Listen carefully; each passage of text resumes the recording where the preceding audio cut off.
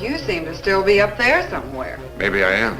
There are flying saucers. Supposing they're Martians or something in there.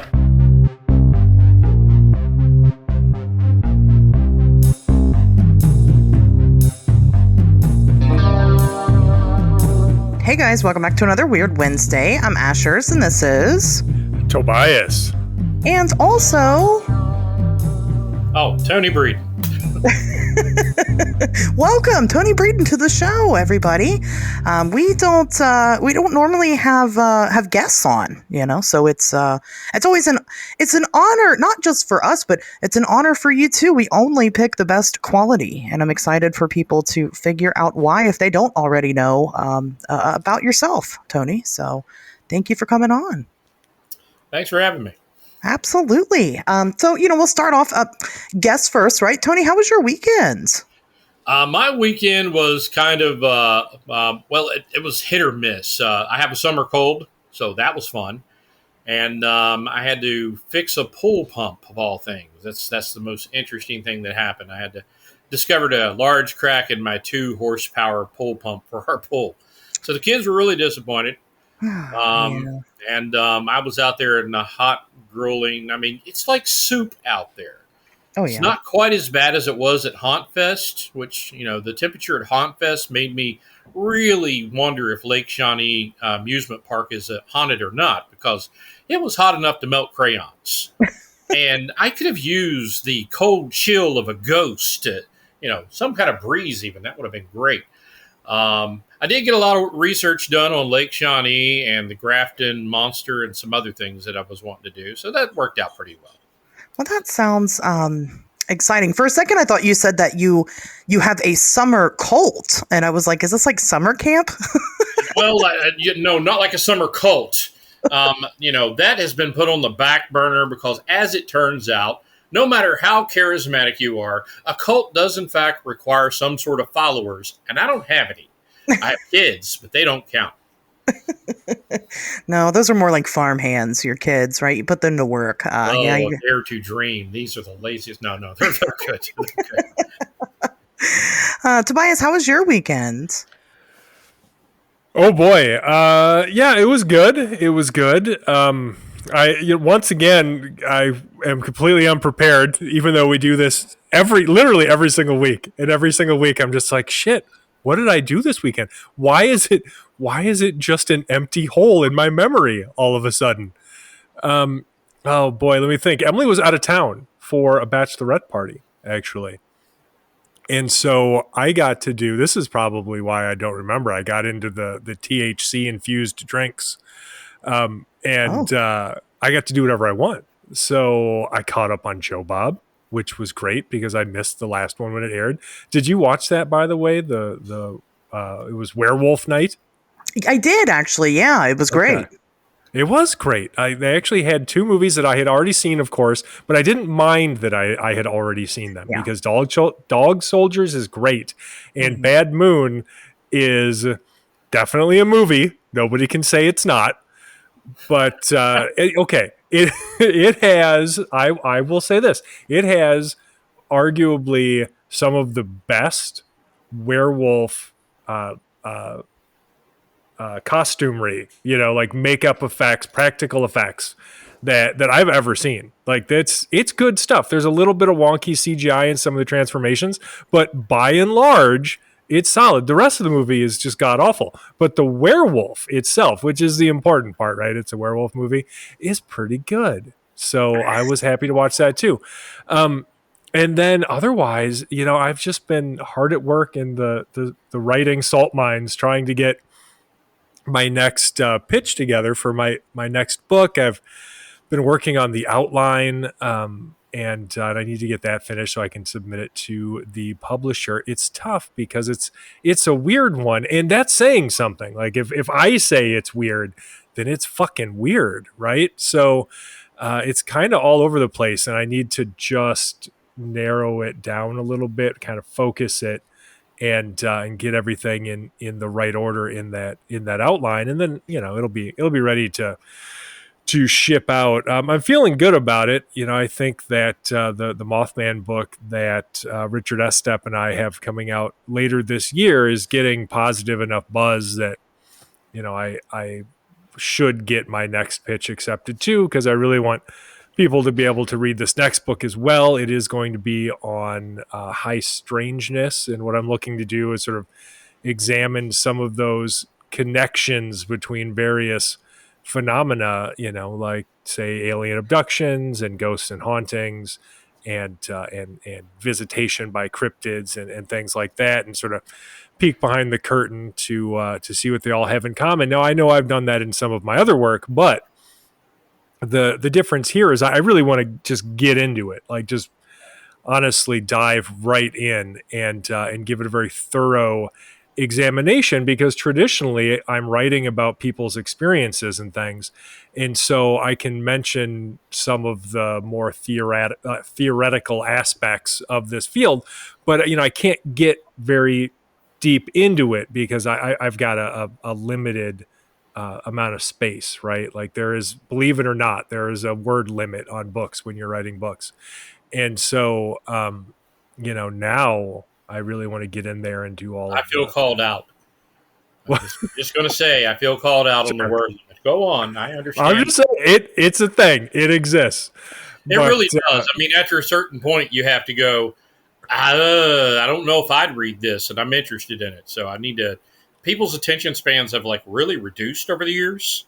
So it's true. Like fantasy and sci-fi, which typically have much higher word counts, people are having to chop it up into bite-sized pieces these days, which makes it really hard to write your whole story arc throughout a series or whatever. It's like, this is going to be how many more books? I don't want that. Well, sure. I mean, I don't know. Like every time I think about reading a Wheel of Time or something, where it's just like, okay, how many 1,000-page books is this? Like, what's the investment here? I just can't motivate myself to do it. So I totally get that. And I think you're right. I think people's attention spans are getting shorter, and maybe we can blame social media and short form video content and things for that. I think it probably plays some kind of role in it.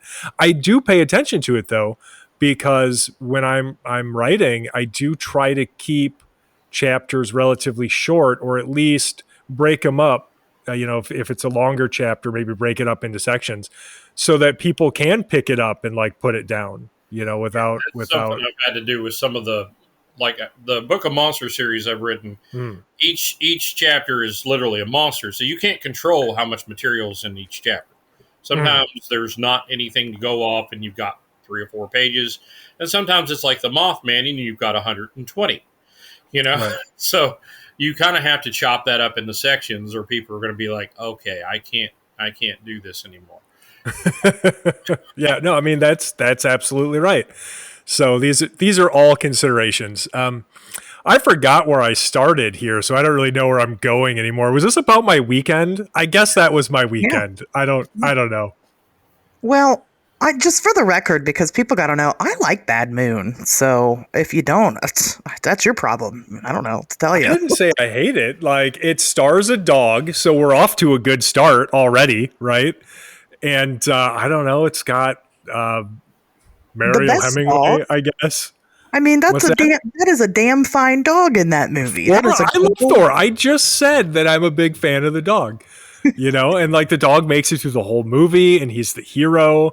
I guess it's based on a book where the story is told from the dog's perspective. That's not really reflected in the movie very well. Every once in a while they'll go to the dog vision cam, but it's just sort of disconcerting because the camera jumps around from perspective to perspective. So I don't know. I don't hate the movie. In fact, everybody knows that every movie I love is terrible. So,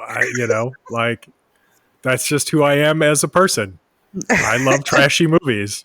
Everybody knows this about where, the character names are Flopsy and Uncle Fred. That's good. That's good sure. stuff. Know that you're sitting down for popcorn here. And, I like that the assumption is somebody's asked to name one fun fact about Tobias, and it's that he likes bad movies. Well, specifically trashy movies, but yeah, I mean, some of them are pretty bad, I bet. Like one of the best things about the resurgence in popularity of like Joe Bob Briggs and the horror movie host just in general is that the exploitation genre was languishing. Like there was just nothing going on with that. And nobody was appreciating these old movies from the 70s and 80s. And now they are again. And that's fucking wonderful. So I'm a big fan. No, I'm right there with you. I just bought my my tickets for the new Toxic Avenger. So I hear you. Nice. I saw the original Toxic Avenger, and I'm like, I don't know where this is going, but I saw the preview with it's the one with Peter Dinklage, right? Yeah. Like, I saw the preview, and I thought, well, that's definitely in the spirit of everything that was in that original film. It was that bad.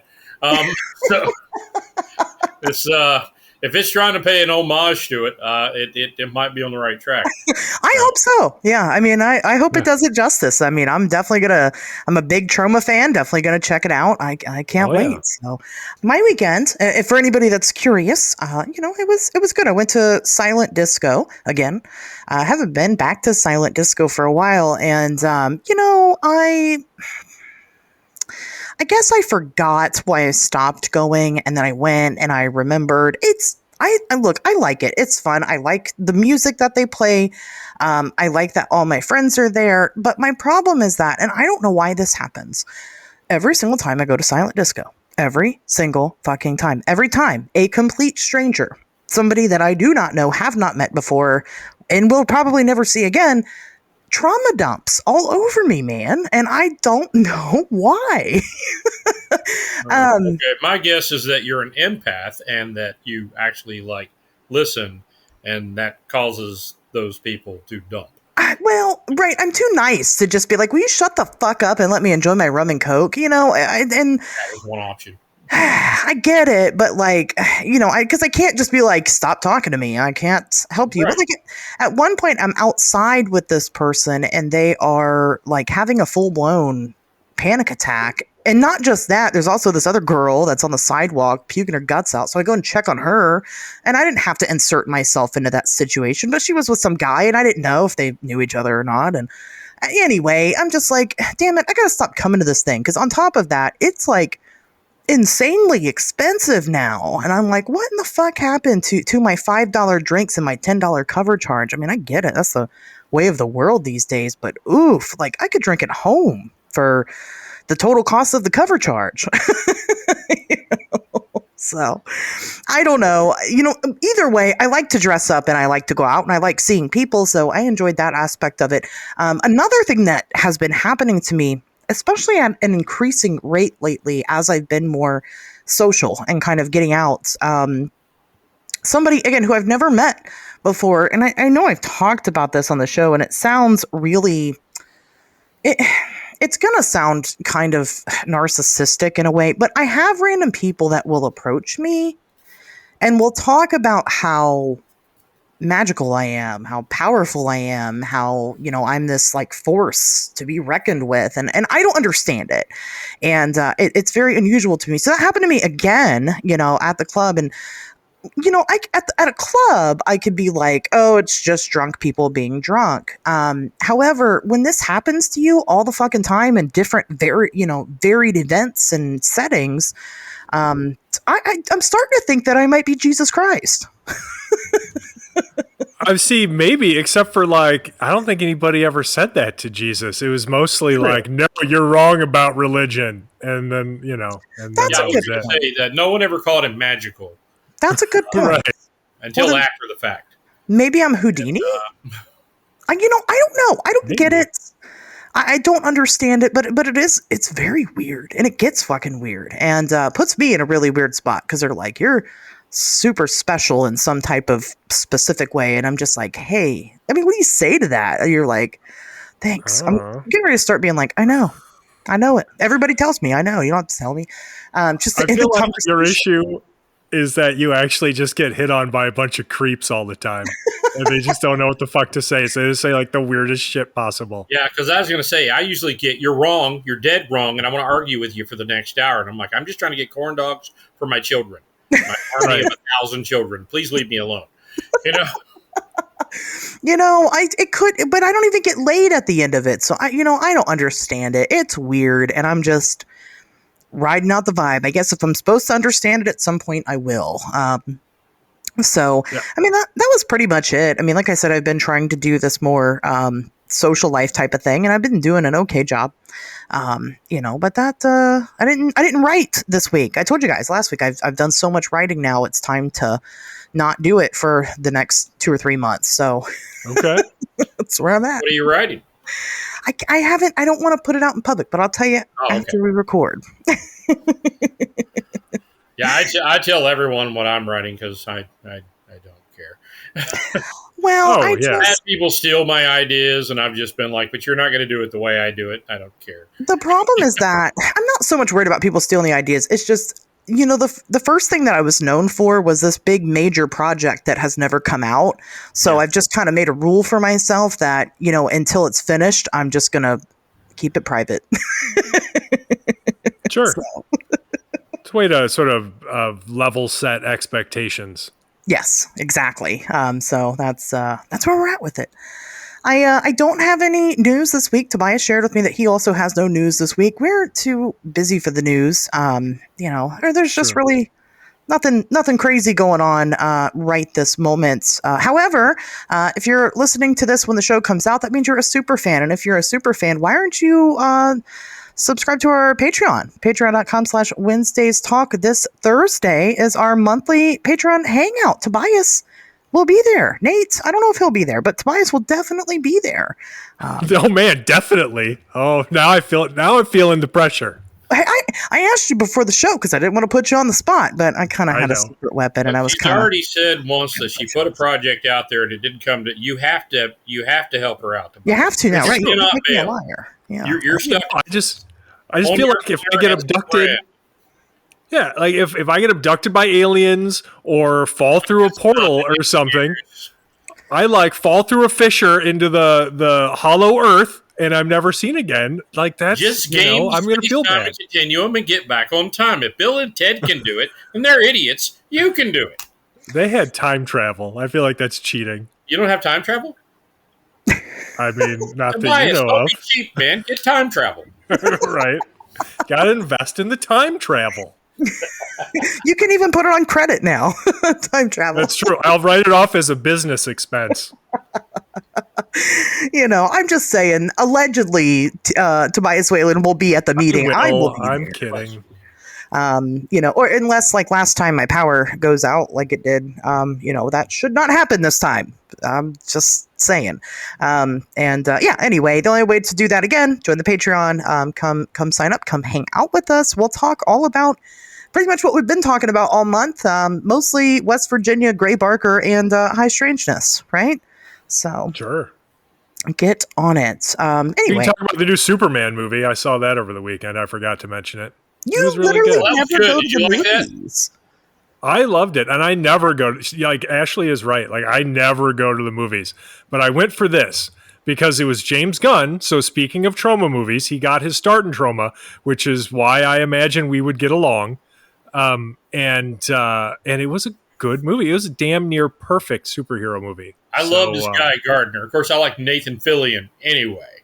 Right. But I was like looking forward to it because he had the look dead on, the attitude, and I was like, oh wow, they pulled that off. Yes, 100%. If you're a comic book fan, you will love it because you'll get all the comic book references.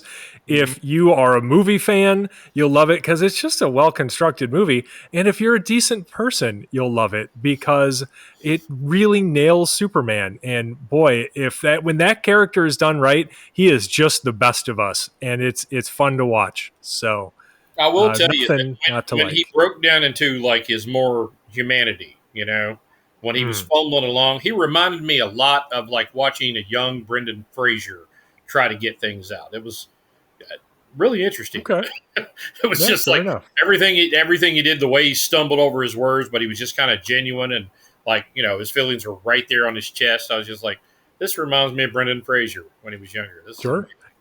if you want a DC Comics connection with Brendan Fraser, he plays Robot Man in the Doom Patrol series, which is also fantastic, and people should check that out. Yes. So, Well, okay. good We're stuff. not even. Yeah. The nerdery runs deep here. It runs very deep, which I also forgot to mention. Brendan Fraser movie, though.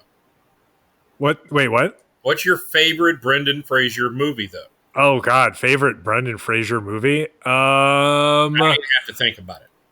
Yeah, I mean, I do have to think about it because I like my gut would say probably like The Mummy because yeah, it's the fucking mummy, right?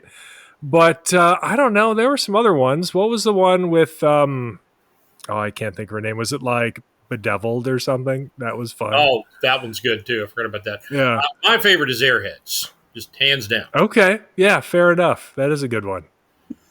Yeah, that's a good one. Mine's Encino Man. Encino Man's really good too. I like that. It is. That's- I just Pauly fun. Shore. Ugh, I like Polly Shore. that's fine. Like what you like. I think it's absurd humor. Sure. Yeah, honestly, Pauly Shore might be a good guy. I have no idea. It's the character, the Weasel, that I can't stand, and that was like his persona. I think he's not a good guy, is what I've heard. But, no idea. I don't Really? know. I don't follow celebrity stuff like that. I only care about the characters. I mean, Yeah. everybody I grew up with, like in the Brat Pack, basically, everybody in every 16 Candles, Breakfast Club, etc. All of those people, including Robert Downey Jr., were horrible people, just horrible. But their movies are great. So Yeah, I mean, what can you do? Anyway, let's get on to some weird. Tony, let's talk about you for a second. So I asked you to come on this week because we've kind of been talking about not breaking apart, but discussing different researchers. It's not really a topic that we get too much into because, being Fortean investigators, both Tobias and myself, we do find a lot of faults in our, and the ones that came before us, right? Oh, yeah. And not that we don't find a lot of great too, but Gray Barker is, I think one of them. A lot of people kind of romanticize Gray, and I don't think that there's anything wrong with liking Gray Barker. But when I thought about doing an episode about Gray Barker, I couldn't think of anybody else in the world to talk to about this topic besides yourself.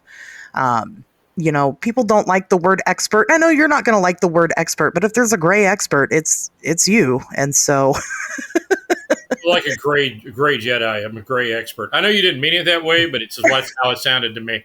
And I will take that because I neither glorify him nor demonize him. exactly right. Because he was a flawed man, and he had reasons, not always good, for what he did. And he's really complicated. I mean, if you're opening up just episodes on researchers, he's like opening up the Rolodex because his chief interest is something you're sharing here. His chief interest wasn't even really the phenomenon; it was the people who studied it. Yeah. When you look at Gray Barker at Giant Rock, he spends more time talking about the people that are in the field than he does anything else. If you read like his old Chasing the Flying Saucers column in Flying Saucers magazine and then in UFO Review, what you find is that he spends more time just talking about people than he does the phenomenon. Yeah. Because he was just deeply interested in the people that got interested in this thing. He got interested in it by accident. He was supposed to be a film booker during West Virginia's drive-in theater boom. And, of course, we had it 10 years later than anybody else, so he came at a good time for that.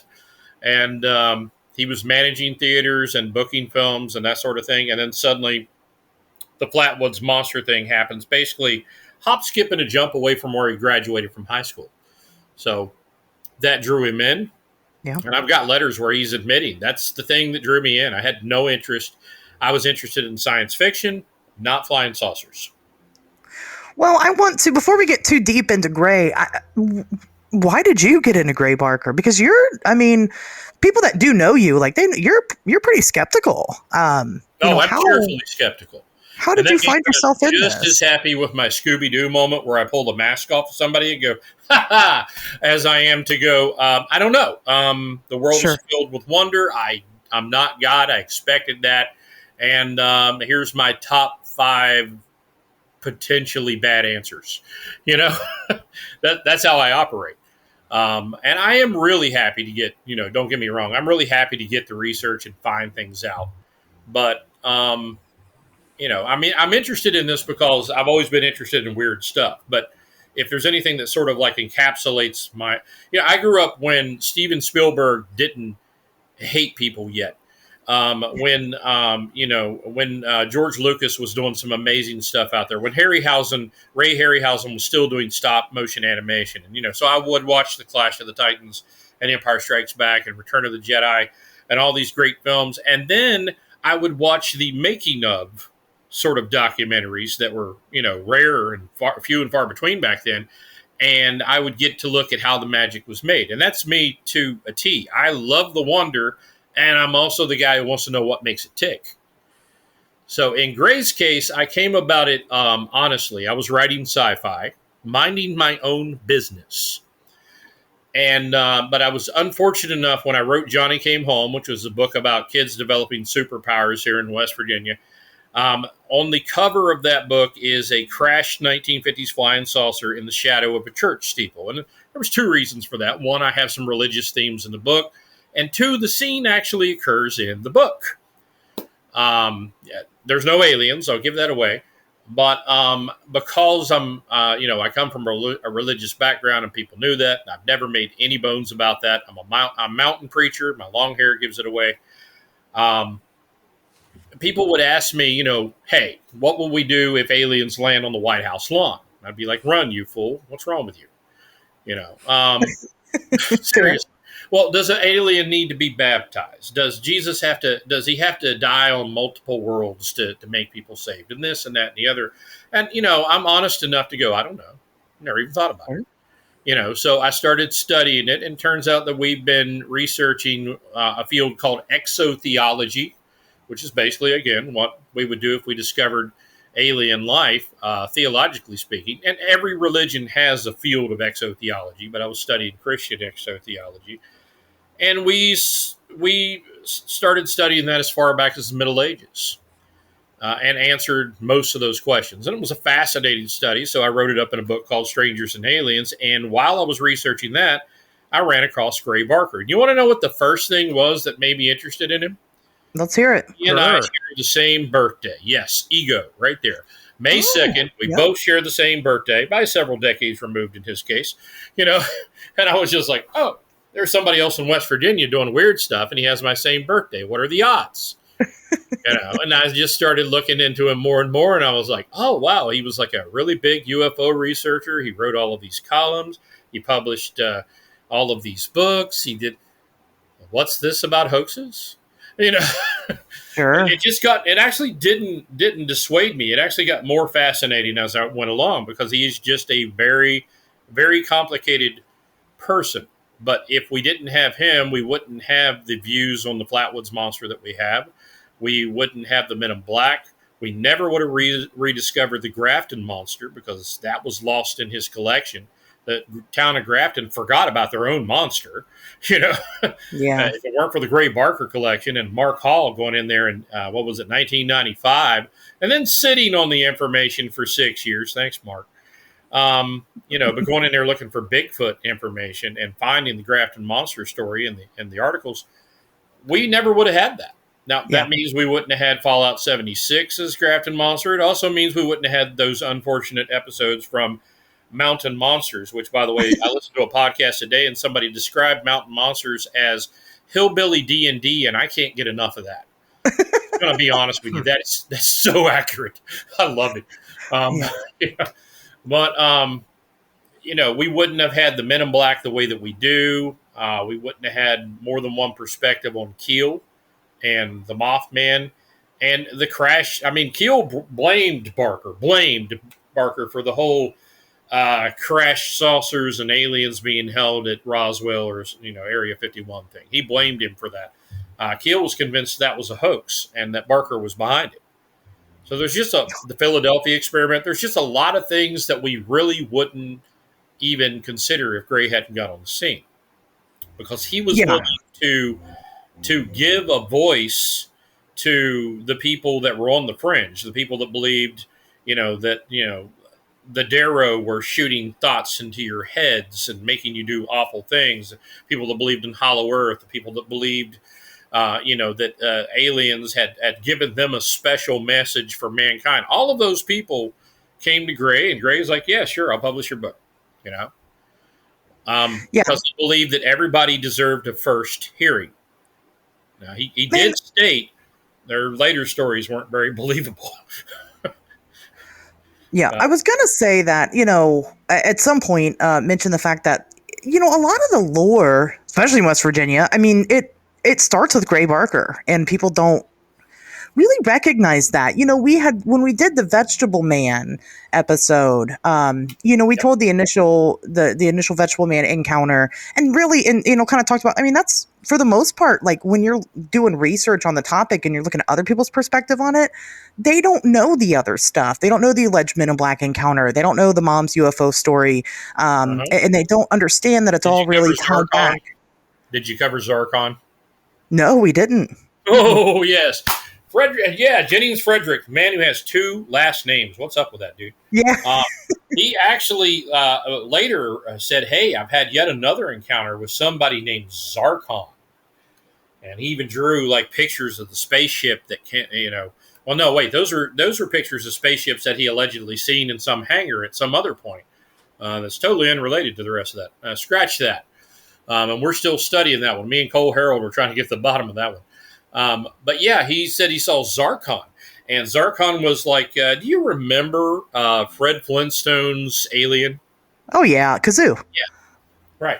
So he was like that, where he could just turn into a head, or he could turn into any size, that sort of thing. I have heard of this. I did not know that this was This was the same guy. Yeah, Zarkon he came up with that. So here's the thing that you have to think about with Jennings Frederick. You have to either think, okay, I have to take all of that as one big ball of wax and consider the idea that maybe Reevesville, West Virginia is basically like the Star Wars cantina of the universe, and we need to look underground because there's got to be a spaceport here. Or we could consider the fact that he had an encounter. And then what Gray Barker said would happen is that people don't want to disappoint their audience. So then they start making up things.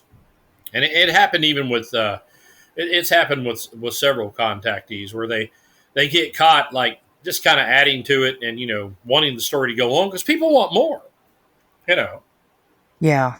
So there's the possibility that some of that's made up. It's also possible that, there's a lot of possibilities. There's a possibility that he just had a big imagination. There's a possibility he was mentally ill. I didn't meet the guy. I can't tell you, But I do know that when you deal with Jennings Frederick and the Vegetable Man, you have to take all of that into account. And most people don't. They only take into account the story of Vegetable Man himself. Now, Vegetable Man was the first story that he approached Gray Barker with. And that leads me to believe that if he had any encounter, that was the true one. Yeah, well, and obviously, we did the same thing. Tobias, have you heard of Zarkon? Yeah. No, not off the top of my head. I mean, the only source that I really had for the Vegetable Man stories was the Gray Barker newsletter from, 1970 something. So yeah, and it's not mentioned in there, but I'm sure there are subsequent. Don't you love the wording behind that, where he says semi-abductee? We talked about that. I do. That's great.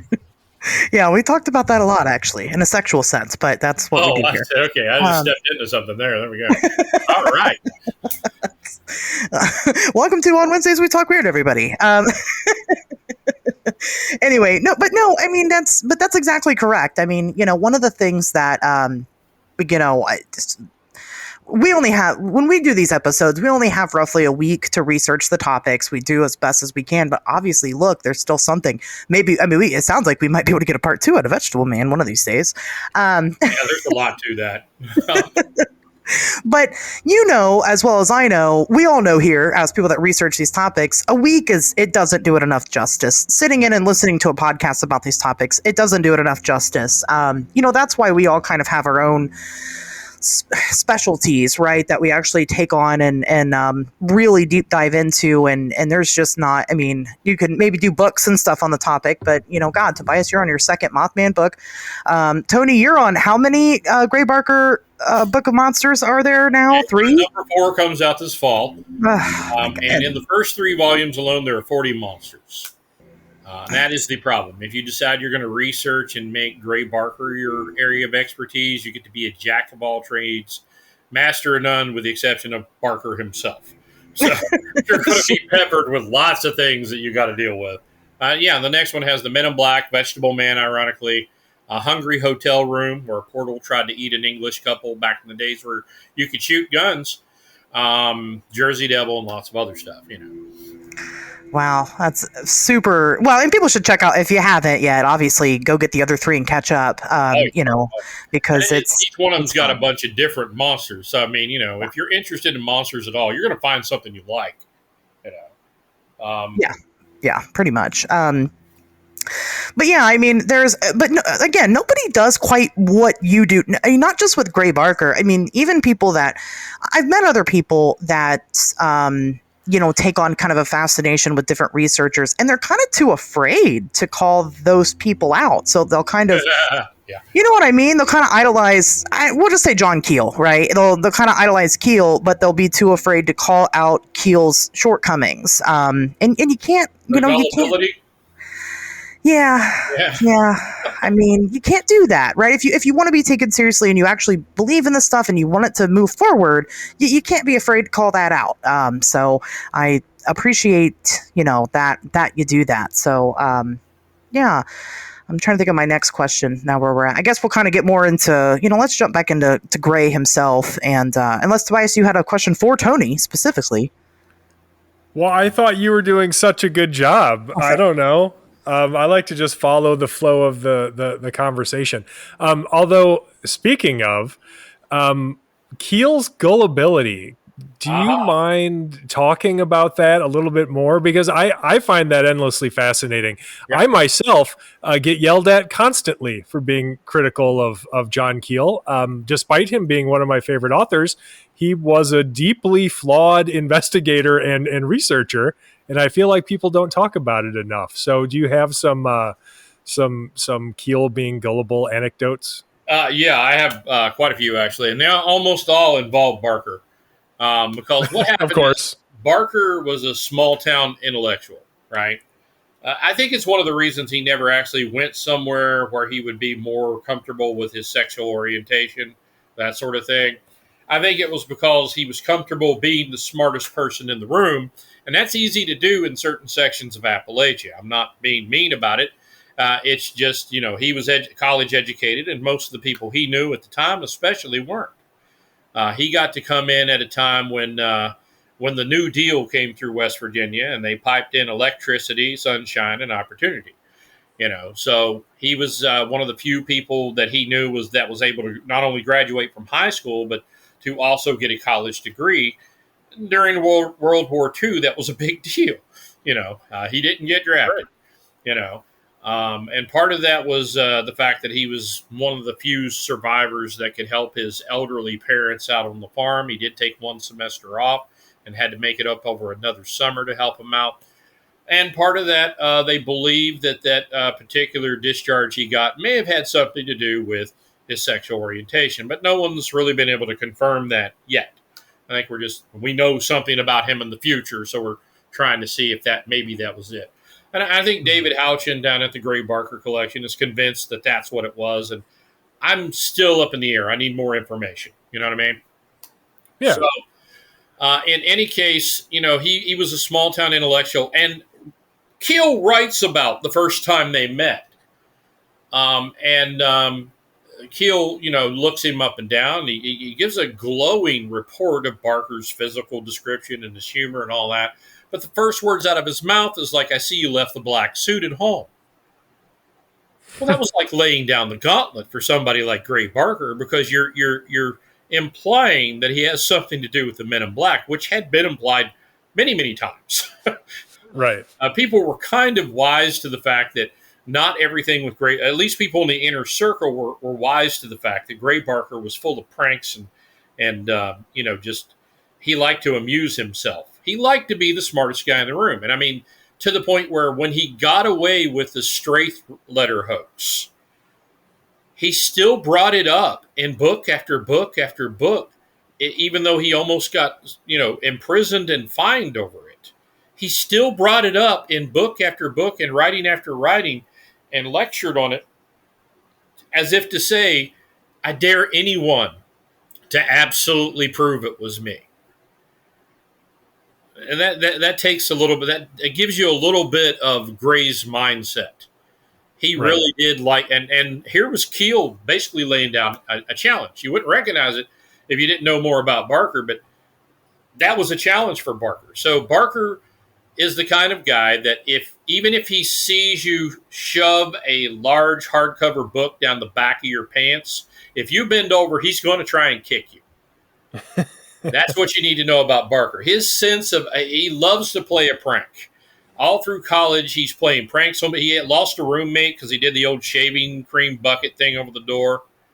He's the type of, he would make up like parody poems and parody magazines. He got in trouble for making a parody of Box Office magazine called Hoax Office. And of course, we look at that real closely if we know something about Gray Barker and his hoaxes. What do you mean, Hoax Office? To our knowledge, he wasn't hoaxing yet. It was just something he came up with, and it was quite a coincidence. Box Office's competitor thought the magazine was funny as hell. Box Office wasn't as amused and asked him if he needed to get a lawyer. After some people explained that, he was really just doing it in fun. It was a promotional thing. He didn't mean anything by it. He pulled all of them back and wrote his own deeply felt apology letter. Then he pulled that back, and that was the end of that. Now, when people would secretly ask for it on the download, there are letters where he's sending it out to them so that they could read it, see what all the hubbub was about, But he was that kind of person. He liked to amuse himself by playing pranks and doing parodies, and he would do like a whole Christmas magazine of just him and his friends, and have he'd talk about his best friend. I forget what he would call him, but he called himself Gay Parker in this cartoon, and he would just different things he would do. In the background behind his desk, there would be like a hat and a trench coat, and there would be a Flatwoods monster costume. And, he's just really poking fun at himself and what people believed about him. So when Keel comes along and he does this, he realizes after a certain point that Keel is super gullible. And it was his experiences with investigating Woodrow Derenberger that drilled it home for him. I'm sorry, who's that? Woody? I know, obviously. Yeah, I was going to say, you should know who Woody is. Do you want to explain who Woody is real quick? Oh gosh, yeah. We'll fill the air with words. Here we go. Yeah, this is my quick version. Back 10 days before the first major Mothman sighting took place, Woodrow Derenberger was driving home from his work in Ohio to his house in West Virginia, and was stopped by a man in the spaceship. Not a gray, not a reptilian, not even a cuck mantis. It was just a regular looking guy. The guy hops out of the spaceship, would later introduce himself as Indrid Cold, and they would go on to have a lifelong friendship together. And if you want to know more, you can, of course, purchase my book, Indrid Cold, Searching for the Man from Lanulos. I've read your book. It's good. Thank you. I haven't had a chance to review it yet. Sorry. But I actually took off my regular reading list and real quickly read that book. I was like, okay, let me see what's going on. It's an easy read. There's just absolutely no reason not to. Talking about, if you guys don't like those 1,000 pages, I got the book for you. It's great. And in my case, you probably want to put it under my books under your pillow and read it by osmosis, because there's a lot of words, and more words. And some of the words are not even my words; they're just direct quotes from dead people. Because that's one of my favorite things to do is quote dead people. So here's what happened. Okay, so how much of the Mothman prophecies do you think contains Gray Barker hoaxes? Oh, Tobias. God. Tobias, go ahead. By like percentage? Okay, like first of all, we can start with the fact that if you actually just boiled that work down to strictly Mothman sightings, it'd be like 20 pages long. Oh, I know. It really does with Mothman prophecies. And prophecies even. Let's boil it down to prophecies. There is, there's like one kind of, if you count Mary Hyder's prophetic dream. Exactly. But, that one's written down in the Silver Bridge right off the bat. There's actually another prophetic dream. Sorry. By not Mary Hyder, but by her. They were all related. Yeah. Almost all of them were related. But it was by one of the, it was like this, the one that happened up in TNT that involved like an entire family. I'm trying to remember. But anyway, Sure. Now here's the thing about Gray Barker started off with a series of, it wasn't really even a series of prank calls. He started off with Princess Moon Owl. You know who Princess Moon Owl was? No. I mean, as somebody that Gray Barker made up, kind of. Sort of, right? Okay, so Jim Moseley and Gray Barker, and every time you think Gray Barker, you need to think Jim Moseley. That was his best friend, and they had started off by having two competing magazines where they claimed to be the worst enemies of each other, while secretly they were best buddies. Gray Barker had the Saucerian Bulletin, and Jim Moseley had Saucer News. And on a regular basis, they would accuse each other of horrible, horrible things. Like Jim Moseley was always accusing Gray Barker of hoaxing things, and maybe he even hoaxed Bender, and he was one of the men in black. And Barker would respond in kind by doctoring up a background photo of White Sands Laboratory and slapping a picture of Jim Moseley on it and saying he's a secret Air Force agent working for the government. And they would do things like that back and forth all the time. And it really confused a lot of people, but it also drummed up subscriptions. And, follow the money, honey. Right? So anytime you think of Gray Barker, you also have to think of Jim Moseley. And here's the other reason you have to think about Jim Moseley. The reason that we know that Barker was a hoaxer is for two reasons. One, Jim Moseley told on him after he died, which means he is the one who has been directing the narrative. And we see evidence that there was hoaxes that were done in the Gray Barker collection. I've been there like 5 times now. And you can see the hoaxes there. But I kind of wonder, every time I hear somebody say, oh, yeah, Gray Barker hoaxed this, Gray Barker hoaxed that. And I'm like, but you know about it because you were a co-conspirator, right? So you also hoaxed it. And that's something that people don't talk about. They talk about Gray Barker, the hoaxer. They don't talk about the tiny army of hoaxers that was surrounding Gray. Which isn't really, I mean, even in like today's climate in the paranormal is not unusual. We definitely see a lot of people that are, they're making shit up, and you got all these people rallying around them. And then in particular. Oh my goodness. Absolutely, and to get off subject for a second, Lake Shawnee, I mentioned it earlier, and it being hot enough to melt crayons. Sure. One of my pet peeves, and I'm writing a book about Lake Shawnee because why not? One of my pet peeves about it is the girl on the swing, because she does not historically exist in any way, shape, or form you can verify. There's no death record of anything matching it. There's no newspaper account of either a girl dying on a swing or a swing being hit or the obligatory vehicular manslaughter case that would follow from a Coca-Cola truck backing into said swing. Also, we know that physics work a certain way. There's 2 rows of swings. It would have had to have been the outer edge of the swings that the little girl was on. And when she hit the Coke truck, it wouldn't have just went.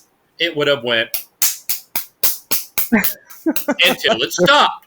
There would have been a huge Silver Bridge level of accidents and or death. So it's a problem, right? And it's also a problem because newspapers in the area are really, really meticulous. I can find stories of people falling off their porch swing and getting a boo-boo. But I can't find that, right? So you have to ask yourself a question of the paranormal community. And that is, if she doesn't historically exist, and there is the possibility she does, and that we missed it. It's unlikely because of the level of harm that accident would have caused. But we know the Grafton monster was only reported in the Grafton newspaper, and it was lost to time. Mhm. I don't think that would have happened, considering it's outside of Princeton, and Lake Shawnee was always news. But if that's not the case, what are they talking to? Well, sure. I mean, Themselves. themselves, That's my yeah. guess. yeah. And you know, Themselves. my answers come down to demons, because I always got to throw that in for fun. Yeah. Not that I actually believe it's demons, but hey, you know, it's somebody pretending to be a little girl, but it's not. That's very deceptive. Or it could be the Emperor's New Ghost, where, you know, this one TV show hosted by Linda Blair says that there's a little girl on a swing and all this stuff happened, and I'm super special too. So, now I'm interacting with it, and everybody keeps doing it until somebody comes along and plays the part of the little boy and goes, "The Emperor's naked. That ghost isn't real." Or it's an egregore at this point, and God forbid that be the case. We know That's my favorite. That's my favorite bullshit explanation for anything that's Isn't it? basic. That's just kind of like obviously not true. Right. Is people be like, "Oh, but what if it's an egregore? Could it be a thought form, perhaps?" It's like, yeah, I guess if we're just trying to participate in a bullshit contest right now, but And we do in West Virginia. We have the Liars Contest at Vandalia every year. You can win a golden shovel. Excellent. I'll have to enter, but like It's great. it's just frustrating because it's one of those explanations that people use that doesn't actually explain anything. You know, you can't explain one mystery with another mystery. Like that doesn't answer any questions. It just feels like there's sort of desperate flailing that people fall into when they suddenly realize that, oh shit, there's no way that this is actually a ghost. What am I going to do? What explanation can I give that doesn't actually admit that I'm wrong or any part of this might not be real? Oh, it's a thought form. Yeah. Right, and you've got a point. But I throw it out there because it's a possibility. Now, what kind of weight do I give to that possibility? Almost nothing. Right. And I think we're on the same page. I give almost no weight to that one at all. It's simply because anybody can say that, and there's now a motive. And the motive would be that we've discovered that historically she doesn't exist, even though we've given her a name and a find a grave entry. What? Is there really a find a grave entry? I didn't know that. Emmeline Schrader is now her name. It's no longer just Emma. Thank you, Paranormal Pin, for Emma. But somebody decided on a Reddit thread that they'd done some research, and her name was Emmeline Schrader. And somebody on Find a Grave was just like so super happy about that.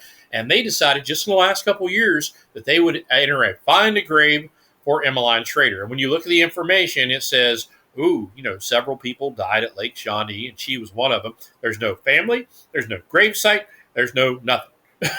There's no death date. There's no birth date. None of that. There's a death date. They say she died in 1926. And I'm like, that's really weird. That's when the owner of the park's daughter died. Her name was not Emmeline, and she didn't die at the park. But he also owned that big hotel that they had in Princeton. And she died in one of those Resident Evil horrifying sort of elevator accidents. She was only like 2 or 3 years old. And they kept her alive long enough, well, not quite long enough for Dad to say goodbye. Yeah. But they did keep her alive for a while at the hospital, but he didn't arrive in time. And so that might be a link in the chain. I mean, that story's way more interesting than some made-up ghost girl at the amusement park. I'm just saying. How about you hear about the icebox truck? There was an ice delivery truck, and the guy was completely from out of town. He was with his buddy. They're driving down the road at the end of the delivery late at night, closer to Princeton than Lake Shawnee. He hits an embankment. The truck flips. The driver, the local, gets shot out of the window, and he's the lucky one because he lives. The other guy, they believe he either died on impact or he was knocked unconscious because when the gas tank exploded, it turned that ice truck into an oven. And it incinerated his arms and legs. So he was basically pulled out, Anakin Skywalker style. Oof. Yeah, Ouch. They couldn't even get near it. At the end, they just pulled him out. And that's not an easy bake oven anybody wants at any time in their life, I'm sure. There was actually a Pepsi-Cola truck accident that happened nearer to Princeton, where a family broke down on the side of the road. Family of 6. Pepsi-Cola truck goes out of control, hits their car, kills one of the girls on impact. The car rolls several times. The rest of them are in the hospital in critical condition. And that's where the paper leaves you. They never follow up on that story, so I don't know if they lived or died.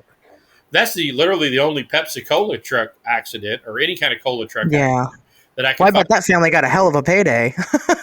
An elephant accident outside of Lake Shawnee. Oh, okay. Yeah, circus truck, wrecked, and the elephant would not get back on the truck because once bitten, twice shy, you guys can't drive. I'm not getting back in that truck. And it took a local farmer who had some leftover cornbread from his lunch to lure the elephant back onto the truck. And one thing I know about that is that could not have been store-bought cornbread. That had to be homemade. You learn no elephant with no store-bought cornbread. But yeah, there's lots of stuff that you can find out about Lake Shawnee. There's several drownings, more than they even mention in most sources that are out there. There was an old guy that they saw, and his tracks end right near the Bluestone River, right where, right next to Lake Shawnee. The guy was hit by lightning. There was a plane crash. There's several mob-related stuff from the moonshiners, especially in the 20s and 30s. But there's no little girl. Well, and what's funny about what you just described is if you take the name away, you just described every single lake that people live by. Like literally every single one. Like they all have that. Are they all haunted? Is every lake haunted? Right. And especially during the days when we were first starting to get the hang of cars. The headless four wheels engines of death, as one newspaper wrote it up. People got hit by cars all the time. People had massive wrecks. If you had a lake, people drowned or nearly drowned. Yeah. There's all sorts of things that would happen, and you're right. That's exactly the point of that. Now, my thing though is that all right, even in the case of like the swing itself, right? I researched the swing, and at first I had trouble finding the swing because the story behind it is that the people that bought it later, the whites, went out and found the same exact swing. They matched the serial numbers and everything to the same one that killed that little girl. Questions. One, why would you buy that? Well, that's so specific. Why would you buy that? That sounds like cursed item coming through, right? Two, it's not true. It's not even a little bit true because what happened is there was a carnival a week before his giant Lake Shawnee amusement park was supposed to open, and everybody was on this one ride that they called the Charoplane, which is another word for one of those big swings. And he was really enamored of it, so he got a hold of a local guy who agreed to build it for him, and they had it set up and built and ready to go 3 days before it opened on the 4th of July. That means it was a custom build, and that means the idea of serial numbers is garbage. Facts. People don't like facts, Tony. You know this by now. Oh my gosh, I know I'm horrible. I should just stick with Gray Barker and hoaxes and the lack of facts and the opposite of facts. Speaking of which, prank phone calls came hand in hand with Princess Moon Owl. See, this is when Jim Moseley was doing his great big New York UFO conference. And it was one of the biggest things ever to hit New York. It was so extensive that it actually caused Jim Moseley to burn out and sell Saucer News back to Gray Barker. At one point, Gray Barker had sold the Saucerian Bulletin when he was filing for bankruptcy to Jim Moseley, and Moseley had added his subscription list to Saucer News, and Barker kind of all got it back as a result of all this and him being burnt out. But it was a huge thing, and they claimed they had got a hold of a contactee called Princess Moon Owl, whom Jim Moseley later describes as, Keel, describes as somebody on a line trying to fake a really bad Aunt Jemima accent. Okay. Not even Native American. Yet, Princess Moon Owl shows up at the convention. Young woman in a big feather headdress shows up at the convention. Different voice, obviously. And Keel was a little bit upset by the whole moon owl thing, because he's like, it's obvious that is, just too perfect of timing. It's just here to promote Jim Moseley's UFO conference. Now, here's the thing. Keel would take Barker in confidence because he was convinced that Jim Moseley was a con man, and nobody knew how tight Jim Moseley and Gray Barker were. Okay. See the problem? Sure. So he's like blaming everything that happens for a while on Jim Moseley. So Barker, starts giving him a series of prank phone calls. And the one is where Gray Barker calls, but he speaks like he's slurring. He sounds maybe a little drunk, and he keeps getting Derenberger's name wrong. He keeps calling him Derenstein, and the real Gray Barker would never do that, so it must be some other Gray Barker. Oh my God. That's one of my favorite ones, isn't it? Because doesn't Gray then because Keel brings it up later, right? And Gray's just like, yeah, maybe I made the call, but I don't remember it, and just all this other horse shit. And right, Keel and the same thing happens with Mrs. Barker. Mrs. Barker calls John Keel. Mrs. Barker, and he calls up Gray and he goes, "Hey, did you call me up as Mrs. Barker?" And Gray's response is like, "Mrs. Barker hasn't been making any calls." Oh my God. And he says, "Well, it came from your phone line. I called up Ma Bell and it came from your phone number." And he goes, "Well, that's weird." And the next day, just to kind of egg it on, he goes, I did some research. That did come from my phone line. Isn't that weird? Oh my God. Yep. Right?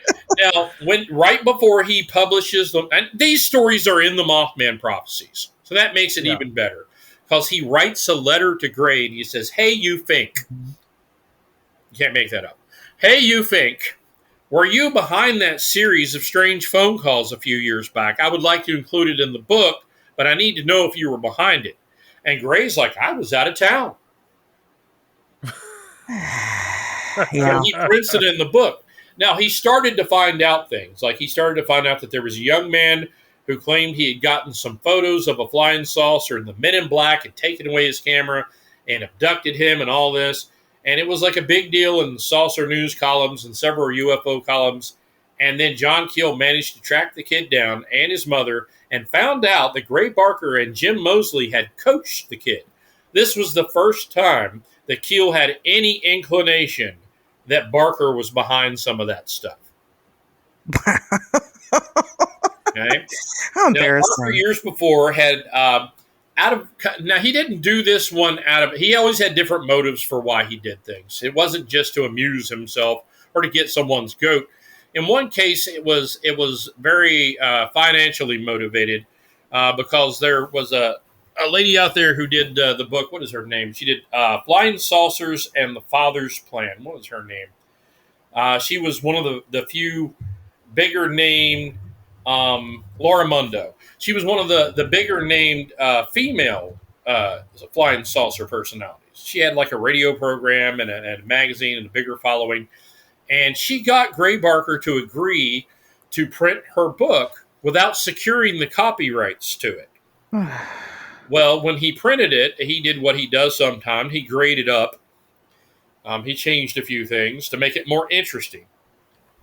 He didn't always necessarily change it to falsify it. He would just try to tell the story in a more interesting way than the dry facts that you might get from journalism or a lot of UFO reports. I don't know if you read a lot of the UFO reports that we get in these magazines, and they're dry as toast. Oh, sure. We are.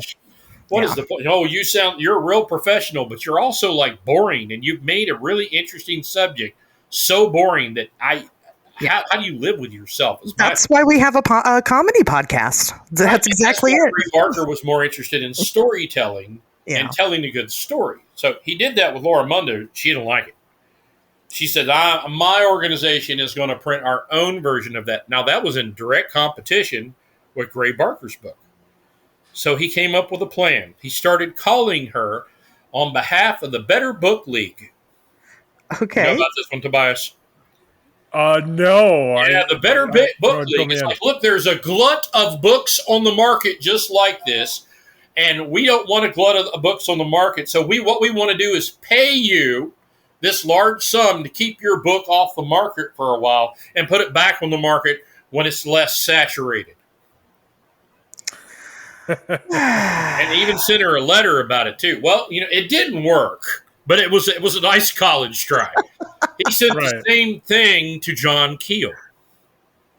Oh. Asking him to take his book off the market.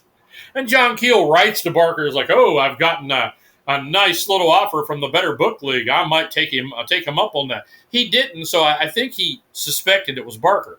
For example, he would write to Barker, and he would write to Barker, and it would be addressed to the international bankers.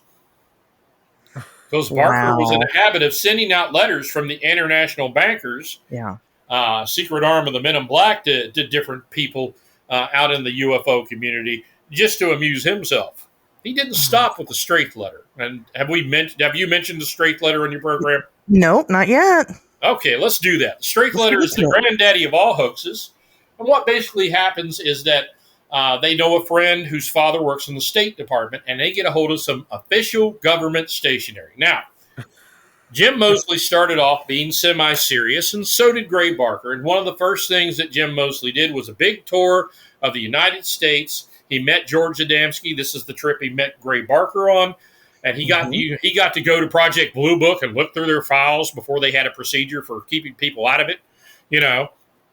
He just had a field day. So, and his plan was always to write this book called UFO, and he never did. But he wanted to do that. And in the course of things, he found out some more information about George Adamski, and the most important thing that he learned is that George Adamski's photos of flying saucer scout ships and motherships and all these other little ships were faked. The landing gear on the most famous scout ship that they had, if you look real closely at one of the photos, you can see General Electric written on the landing gear bulb. Oh, jeez. So it was a chicken warmer. It was we called that one the chicken warmer thing. So he'd already written a giant expose of Adamski, but it didn't affect Adamski's supporters the way that they hoped. Just like nowadays, we've discovered that, you can't stop people from believing something they really want to believe, no matter what amount of facts you have. Yep. Right. All you can do is just present the facts and move on. They weren't satisfied with that. So one night while they were drinking, because this is how some of their best ideas came about, they decided to write seven notorious letters to different people in the flying saucer community, including George Adamski, some of his followers, and then some serious ufologists like people from APRO and Max Miller and a couple other people, and one to Jim Moseley's dad, who was a general. Now, Jim Moseley was the one who was supposed to mail all those things, so he just quietly decided when he got to Washington, D.C., not to mail that one. No. He thought it might have ramifications for him and his trust fund later down the line. So they didn't mail, but he didn't realize that Barker kept a carbon copy of everything he ever typed up on the typewriter. So that exists in the Gray Barker collection. You can read that one too. Nice. Now, the one that became famous, though, was the one to George Adamski, and it basically says, hey, we like what you're doing. You're on the right track. We can't say anything officially. Keep up the good work. And, don't mention this to anybody. And if you're ever in Washington, D.C., come and have a cup of coffee, something along those lines, And, of course, Adamski, he who does not toot his own horn, yea, it shall not be tooted. He waved that thing in the air like, looky here, the government endorses me. They endorse me. See, here we go, Yeah. And it made big news suddenly. Now, it wasn't long before everybody else he'd sent a letter to were like, wait a minute. Especially a fellow named Lonzo Dove. Lonzo Dove had worked with Gray Barker as part of the investigation team of the International Flying Saucer Bureau, and he was a little bit butthurt over the fact that Gray Barker ended up being the chief investigator, just coming out of the blue from nowhere for writing that Monster and the Saucer thing for Fate magazine, whereas he'd been, with the International Flying Saucer Bureau since the beginning. And he was their chief astronomer, so he was a little bit butthurt over that. He worked with Moseley on Saucer News, and he was helpful in doing things like exposing Barker for fabricating that photo of Jim Moseley as an Air Force agent at White Sands Experimental Laboratory. So he had his uses. Now, he had a whole expose on Barker when the Straight Letter came out, where he absolutely could tell you which keys went up, which keys went sideways, which keys had a little notch in them, etc. And he could prove that the typewriter being used on the Straight Letter was Gray Barker's. But Jim Moseley, of course, was in on that, so he quietly buried that story.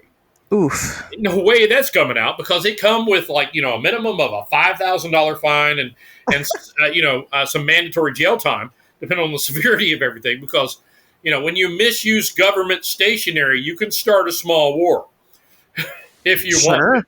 Had they been more nefarious, that's probably what would have happened, So it was kind of serious, and the FBI did get involved because Lonzo wasn't satisfied with that.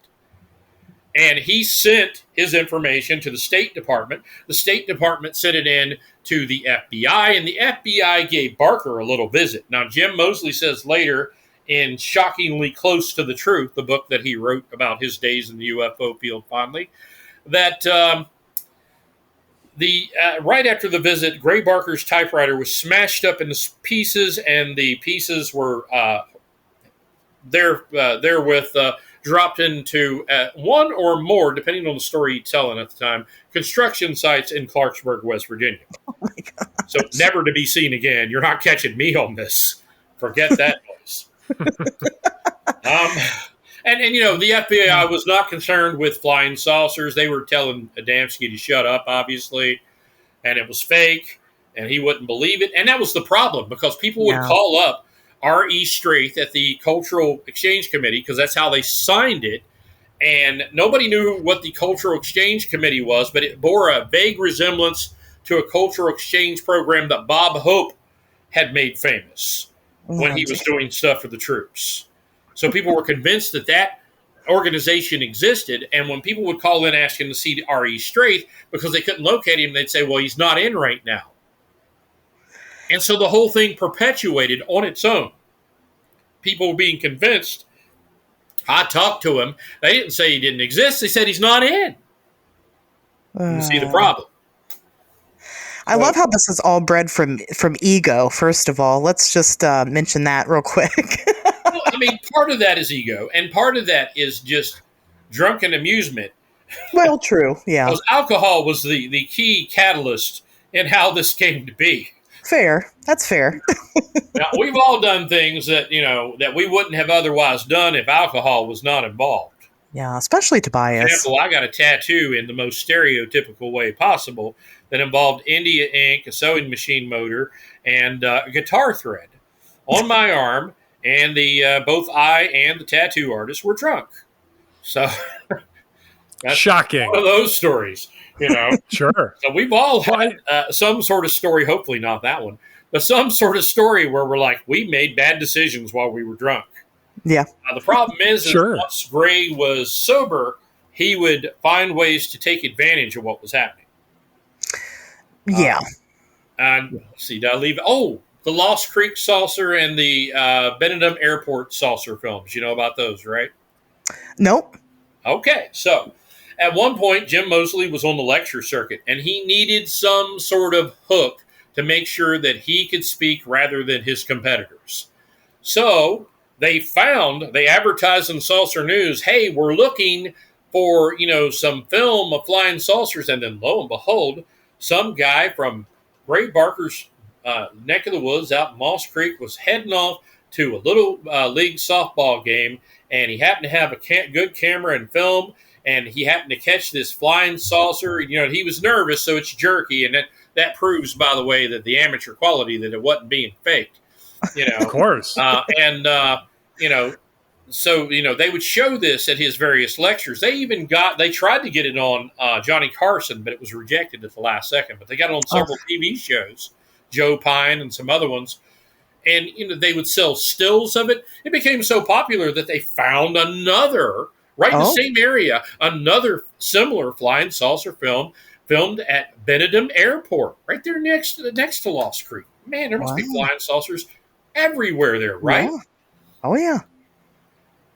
Now, the asked and answered thing does remind you of the fact that Gray Barker at one point asked for pictures of the Men in Black in saucer news, and in the very next issue, he got a bunch of them, including one of the most famous ones where somebody's just kind of half peeking around the corner in a suit, Yep. some sort of down. That was asked and answered.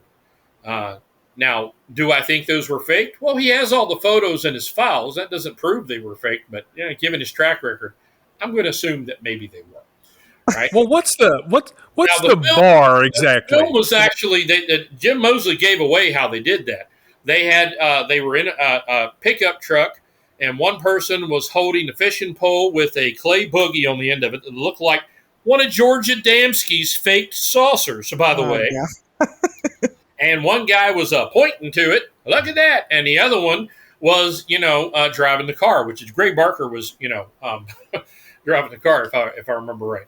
And that's how they created it. And they just created it with forced perspective and the rest of it. Barker was fond of doing little things like that. He would, when he booked his films, he would find a film that featured Marilyn Monroe as an extra that wasn't really a big part of the film, that maybe she was in it for maybe 15 seconds in a non-speaking role. And he would say, now showing at this theater starring Marilyn Monroe. Oh gosh. There was a Bigfoot film that was being shown in the 70s called Mysterious Monsters, and it covered the Loch Ness Monster and the Abominable Snowman and Bigfoot. And that was all new around that time. It was actually the late 60s, sorry. And it just so happened that near one of his theaters at Weston, two guys, Clifford Barnes and I forget the other guy's name, they saw a Bigfoot right next to the theater and went and reported it to Gray Barker's in the news. And he's like, as a manager of a theater, boy, I wish I'd have made up something like this. This is good for business, Now, do you think he faked that one? See, he was very much an opportunist. There's a lot of Gray Barker that is like the P.T. Barnum of ufology. The one good thing about that is when things get slow, well, they would pick up the pace with some story or other. Not very many of his stories, though, were actually just made up. I'll be honest with you. Because that's the beauty of researching something like Gray Barker's Book of Monsters is I have to, I track each monster and I see what the newspaper said about it originally. And then I try to see how much of what Gray said was true and how much of it wasn't, and what it ended up being. If it ended up being like, a Scooby-Doo moment where I get to pull off the mask or not, that sort of thing. And as it turns out, there's very few monsters that he just made up or took advantage of somebody else. He really just related the news that he saw. Mm-hmm. If they were a hoax, he didn't know about it half the time. It was somebody else's hoax. Well, it's kind of it's very much akin to Gray Barker was Art Bell Coast to Coast before there was Art Bell Coast to Coast, right? We had so many people that would call in. We all have our favorite coast to coast guests. And even now, you can listen to it now. Some of it is like, wow, this is obviously like this person's just making this up or they're crazy or whatever. But there are some stories, worth being had there. It's not all, not genuine. It's not all made up. If you notice, most of the pranks and hoaxes that Gray Barker pulled were either related to the Men in Black, which is why you got to be careful if you write any book about the Men in Black, or they were just interpersonando things. Mm-hmm. Yeah, we're going to get Adamski. We're going to get Coral Lorenzen. We're going to get Laura Mundo, and see if we can stop her from printing that book. Or it was something like, well, we're going to, it's a harmless prank if we're pranking each other and just, creating drama in our magazines to get the, the subscription sales up because the rest of the stuff we're printing is news. Yeah. Right. And Barker did start off being kind of conservative with his conspiracy sort of related stuff. He had an entire column in Saucerian that was called Monger. What was it called? It was R Monger's column or something like that. Rumor Monger. And it was an alien, and he would give this is the wild rumor column. And this stuff isn't necessarily true, but some of the stuff you would find, and when you read it in there later, you would find out there was a nugget of truth to it. It's kind of like their, just like their gossip column. Mm-hmm. Sometimes Sure. you find something that's true in there, and sometimes you find Bat Boy. You know, And we all love Bat Boy, you know? There's nothing wrong with wanting the truth. If you don't like what I got to say about Bat Boy, don't get me on Goat Man. Well, yeah, I mean, we can have fun with these topics also. Oh, yeah. But some people take it, and like I was mentioning, there are people who do kind of put all their eggs in the basket of one researcher and go, "This is all true. They're trustworthy, and this is why." And it's like, but there's a reason why they're not necessarily trustworthy, and we should be talking about that part of it. I do want to kind of switch a little bit more into the Men in Black. I think we did a pretty good job covering it as a general topic last week. Is what we talked about, and we did share some encounters allegedly with Men in Black that didn't involve Gray Barker. But the Men in Black was kind of Gray Barker's baby. It's kind of what propelled him more into the spotlight, as much as there is a spotlight in ufology. So let's kind of, talk about his involvement in that whole situation. I really do feel like, and there are letters to prove this, the Men in Black, the Bender mystery is what he called it. The Men in Black thing really intrigued him in the beginning. It wasn't just the Flatwoods monster. It was the fact that he was involved with the International Flying Saucer Bureau. He was named the chief investigator. Things were going along fine. And then in October of 1953, despite the fact that they had, several hundred members in like all 48 U.S. states that existed at the time, Washington, D.C., Puerto Rico, Spain, France, Great Britain, New Zealand, Australia, just all everywhere, Despite the fact that they had members all over the place and that they were thriving and they were doing actual investigations, Bender says, hey, here the mystery of the flying saucers is no longer a mystery. We know what it is. I sent some information into a higher authority, and they vouched for it, but they said this is not the time to print it, and especially not in this magazine. And then he says he's getting out of it, and we advise flying saucer researchers to be very careful, and then got out of it. Yeah. And he wouldn't answer the investigative team. And, that was probably a slap in Barker's face, too.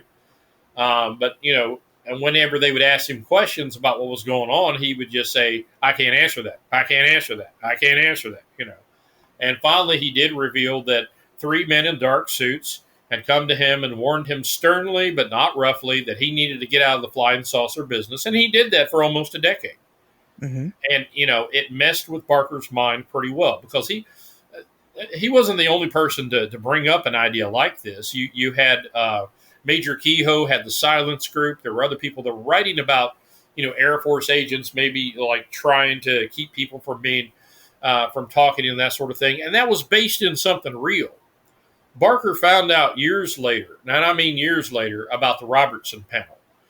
And that's where, they got a panel together of government people, and they discussed flying saucers, and they decided it was mostly misidentifications and it was largely harmless, but the recommendation was to watch the flying saucer groups very carefully because they could be infiltrated by communists. Sure. So the CIA was behind that particular move to get flying saucer groups watched, and a lot like APRO and the Civilian Saucer Intelligence of New York and L.A., they all got visited. And I believe that Bender, his group was large enough to get visited too. And, Coral Lorenzen's APRO, the Aerial Research Phenomenon Organization, what it was called, APRO, it cooperated with them and said outright they were cooperating with them. And then there were other groups that were like, I don't know what's going on, and they closed shop. Bender's wasn't the only one to close shop. A lot of them closed shop within a few years after that. And when Barker found out about that later, that was the one time he wrote in UFO Report in the 70s. He'd written a series of different articles on different things. And when he wrote his one about the Men in Black, it's the first time that he just, you could hear, if you've ever read a lot of stuff by Gray Barker, he's spitting by the time he's at the end of it. He's disgusted. And he's like, it was the CIA. It's the only time he didn't name something mysterious or say maybe it could be aliens or maybe this or maybe that. It was the one time where he went, it was the CIA. Now, when he gets back to Men in Black, Secret Terror Among Us, he's back in stride. He's back to being Gray Barker. But then this one particular magazine article, he has just found out about the Robertson panel through a Freedom of Information Act request, and he is spitting fire. Mm-hmm. Cannot believe that would be the answer after all these years of what happened. Because they knew too much about flying saucers, which Moseley called his only serious work. In 1956, he released that book, and it not only ties the Bender mystery, and not only relates the Bender mystery and the Flatwoods Monster investigation, but it ties in a few other smaller things in New Zealand and Australia. And this guy, what was his name, Lyman or something like that, from France or wherever he was from, and suggests and even pulls out. He even pulls out the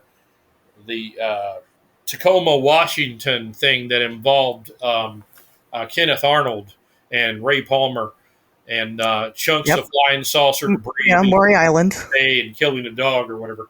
Why are dogs always a target? It's sad. It's cruel. That's the reason, by the way, that I don't believe Mothman could be a giant owl. And that's because there was no large German Shepherd-sized pellet. That's just fair. Sure. Leave that there. Okay, there was a body, not a pellet. So that's just another great example of John Keel including literally everything but Mothman sightings in that damn book. He's got like missing dogs, like every missing dog from the tri-state area, but we can only get 15 pages of Mothman sightings. Which is weird because when he writes an article about Mothman, and he did that before he wrote the book. Yeah. He lists off 20-some Mothman sightings he considers credible. Yeah. He had plenty of material. Yeah. And I think the only thing that bothered him is that Gray Barker had managed in the Silver Bridge to list off most of them, because there's the other thing. Gray Barker and John Keel were supposed to write their Mothman book together.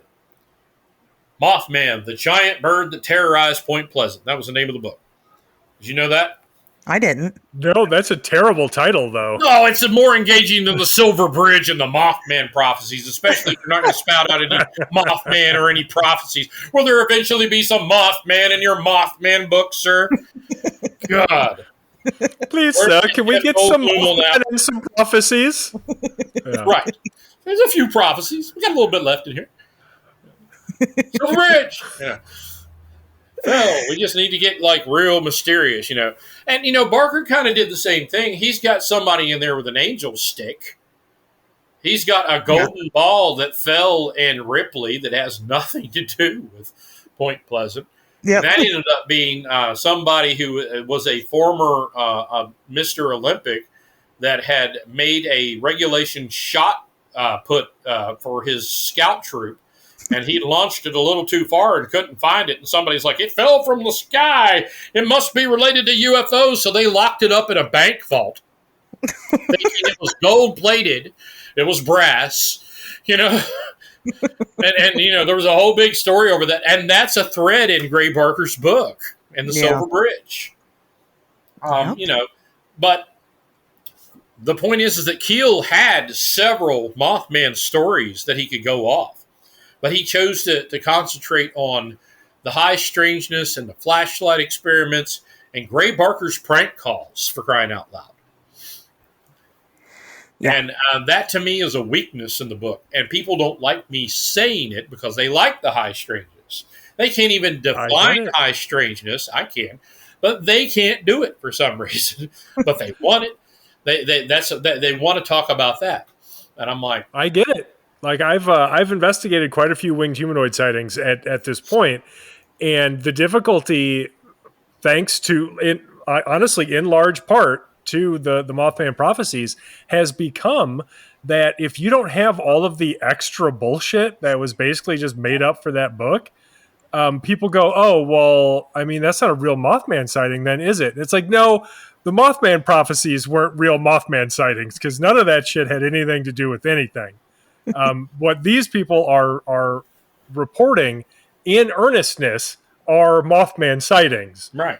Just because there aren't any racists around to like misidentify Asian people and call them Men in Black or something doesn't mean that these aren't Mothman sightings. And that's the other thing. You also have a group of Men in Black he really expanded the category beyond what it should be. And there's a paper at johnkeel.com where he has expanded it to include these people that were pulling this horrible prank where they would show up at an Air Force or an Army sort of, uniform and tell parents that their son had died in action. Wow. And then would leave.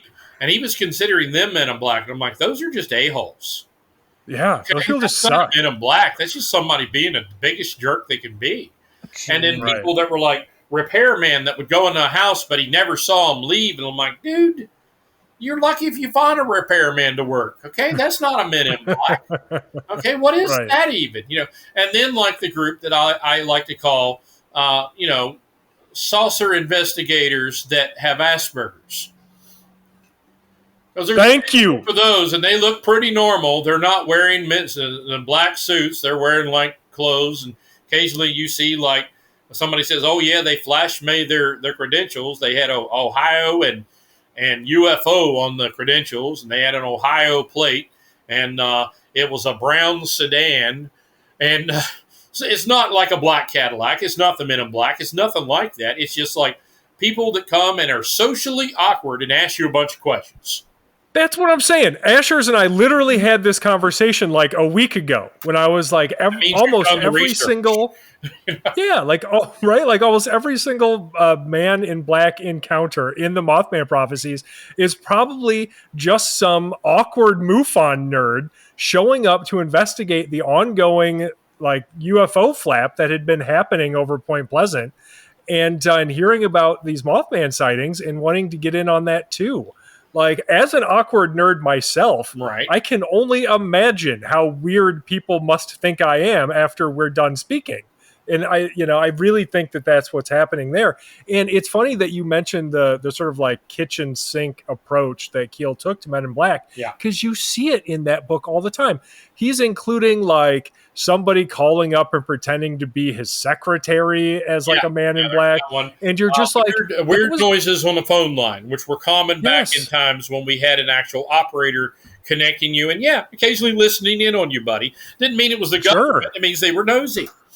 Yeah, right. Probably just bored. Right, So, and you forget phone lines don't work the way they did back then, Yeah. There's a lot of that. And that's something that I've got cataloged. The reason why, I was like, I was hesitant to even write about the Men in Black in the next book, but I'm like, okay, I'm going to do it. Because the Men in Black from Bender and the Men in Black from Bender's second book.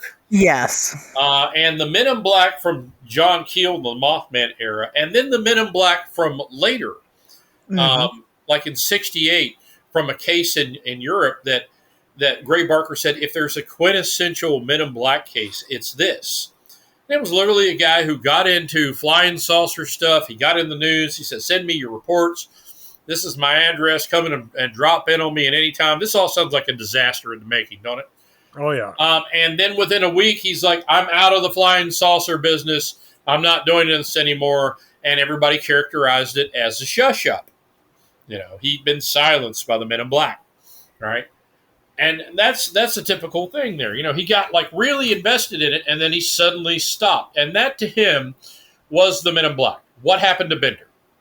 Where you're hot and heavy into it, and everything is going in a certain direction, and then it suddenly stops for no discernible reason. That was the Men in Black to him.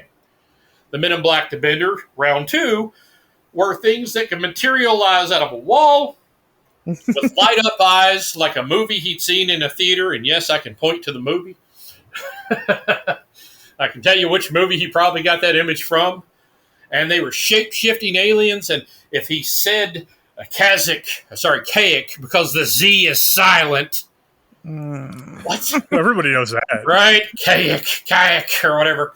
If you say that, you get transported to Antarctica, and they tell you that they're aliens, and they've been farming a mineral out of our oceans in the most inhospitable place possible, where they wouldn't even run into humans, so why in the world did they need to bother him? Well, wait, are you in Antarctica right now? Because you just said it like 3 times. Right. Exactly. There you go. I said kayak several times, and gosh, I got to say it backwards, I guess, to get back. No one ever explained that to him. How do I get back? But then they reveal to him they're shapeshifters, and their true form is the Flatwoods Monster. Yeah. That's in Flying Saucers and the Three Men, and not even Barker bought it. Yeah. He was like, That's the best. Oh, I have that book, and it's entertaining. Anybody can read it for free. Actually, anybody can read like the Silver Bridge for free. And Flying Saucers and the Three Men. Like, it's all in online archives. And the best part to me about that is that when these men in black show up, they're not like necessarily men wearing like suits and ties. They're kind of dressed more like priests. Like in priests, like I think the phrase that Bender literally uses is in priestly garb. yes. So I'm picturing them wearing like cassocks or something, right? Well, they're wearing Which is- Homburgs. They specify the type of hat because it was the type of hat Right. that the priest would wear. No, but I mean like those priestly robes, right? Yeah. So it's that, which is not what most people picture when they're thinking of men in black, you know. But nonetheless, that's what we have, and over time, it has morphed into something else, which is fascinating. If you're going to continue to disparage the way people think of the Men in Black being dressed, I'm going to have to ask you to keep the Men in Black's name out your mouth. And the reason for that is basically that film and the comic book that inspired it. You know, that's why we think of the glasses and the press suit and the whole bit. Right. It was because that became a part of pop culture. Yep. And it's not a part of pop culture you would have got at the time because people like Brad, what's his name? I had him on the tip of my tongue. But, you know, other people that would write about the Men in Black, they would be like, well, sometimes there's women in white, by the way. Yeah. And sometimes they wear pink. And sometimes they wear another color suit. And I'm like, well, okay. Are they like Teletubbies? Right. Like, do we need to have like the women in white as a distinct phenomenon? You know, like, because Men in Black doesn't seem to accurately describe. Consider them a separate phenomenon, or at least a corollary. Like, okay, we have Men in Black and women in white, and I'm like, well, that seems kind of binary. Sure. Clearly, they've never talked to Darren Berger and found out that there's more than one sex involved with these people. Hey, I'm just glad that they were inclusive of us, right? So nice of them for the time to be inclusive of women. Yeah. Kind of want to shift gears a little bit into not so much Gray Barker, but Tony, you're kind of you've got a lot of really good insight into Appalachia in general. You know, being a native. Well, you were born there, correct? I was. Yeah, I was born in Charleston, West Virginia. Yep. I think that you do have a perspective that a lot of people don't when they think about Appalachia and just kind of how, much like myself, people, ascribe kind of some magical powers to the general area. And I'm not saying that Appalachia is not magical. It is in its own way. But we've had conversations before, just kind of how, people perceive certain things in the general area. So I want to talk about that a little bit. Before we started recording, you had kind of gone on this tangent about Chief Cornstalk and, the curse of Cornstalk. And, let's talk about it. Let's talk about people's mindset and the culture there, for how people, like I said, perceive some of these topics. Well, in the case of Cornstalk, he's one of my grandfather 7 times removed. And one of the things that I wanted to do in Gray Barker's Volume 3 was to prove that that the curse of Cornstalk wasn't real, didn't come from my grandfather. Please stop blaming magical Indians, or ancient Native American burial grounds that are cursed and all this stuff. I just wanted to prove that he didn't actually utter the curse, that it came from that 1925 or 26 play, the historical pageant, like so many people say it did. And, let sleeping dogs lie is not something I've ever done. I keep researching until I find the answer. And what I found is that 50 years prior to that play, people in Point Pleasant talking about the 100-year curse of Cornstalk is about to end. And we're finally going to have prosperity in Point Pleasant now that we're no longer under that curse, which, of course, did not happen. And then around the 120th anniversary of either the Battle of Point Pleasant or Cornstalk's death, I forget which, I'll be honest with you, they saw an orb next to the Cornstalk monument that they had made, which at that point was by the courthouse, not too into a park where it's at now. And they took that to mean that old Cornstalk wasn't done with him yet. And that's why you read about in the papers around the time the Silver Bridge falls about the 200-year curse of Cornstalk. Now, people, it kind of lined up with how people were. At the 100-year mark, people were trying to say, oh, hey, it's time the curse is over. We need to, embrace the progress that's going to come in on the railroad and, have every advantage here and let that go by. Because the problem is the idea of the curse, was it real or was it just sort of like white men's guilt and sort of a, things haven't been going well. So we have a sort of Calvinism that affects us here in West Virginia. The attitude that of like when it comes to politicians, well, all politicians are corrupt. They're going to do that anyway. Nothing we can do, it was one of the reasons why we've, kind of been in poverty in the way that we are is because we just kind of throw up our hands and go, well, that's just the way it is. It is what it is, and just kind of resign ourselves. In this case, Point Pleasant was resigning itself to, a good combination of nice, Calvinistic, predestination. So there's nothing I can do about it, along with a big heaping helping of churchified guilt, so Sure. that wasn't working out very well in their favor. Now, I did find out where the curse of Cornstalk probably came from, and it was a woman. And anybody who's read the Bible should know that. I'm not talking about Eve, though. There's actually a couple different newspaper accounts that refer to Cornstalk's dusky maiden lover, and then later that's identified as Elenipsico's wife. And Elenipsico is, of course, Cornstalk's son, who was also murdered with him on that day. And so, and it says that this woman, when she heard the news that her father-in-law and her husband had been murdered, she uttered the curse of Cornstalk and threw herself from Fisher's Hill to seal the curse in her own blood. Wow. And that's the earliest story of where the curse of Cornstalk comes. Not from a man who's shot, 7 to 9 times, and he has time to deliver a monologue. Right. And it's not really in his nature anyway. In fact, his sister, that they called the Grenadier Squaw, because she was a very tall, muscular woman who could kick anybody's butt, basically. And grenadiers were like the big, muscle-bound sort of soldiers. So they called her the Grenadier Squaw. It's not a nice term, but she actually ended up helping people after the fact of her brother being murdered, just because she wanted to continue the ideas of peace and whatnot, that he'd come there to warn them to secure the peace. He's like, listen, Right. I want to secure the peace, but my people are going to go with the British. Yeah. And I'm going to have to flow with the river. So and we need to do something here to stop that from happening. And they did the worst thing possible, which was kill him. Yeah. Yeah.